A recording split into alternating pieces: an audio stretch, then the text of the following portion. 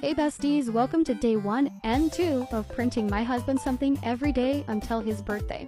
My hubby is an absolute sucker for extra storage, so I just knew I had to print this IKEA hack for our daybed so he can store all of his goodies inside of it. For day 2, I went ahead and printed something that my husband also is really obsessed with, and that is things that go stabby stab. But since we don't condone violence in this house, I went ahead and printed him a fidget that he could use and hopefully not wanna stabby stab people with, if you know what I mean. I'm kidding. All jokes aside, he is absolutely gonna love this because he loves to fidget with things, and as you can tell, it is super fun to open and close. If you guys like this video, you should stick around because I'm gonna be doing this all month. Love ya. Bye!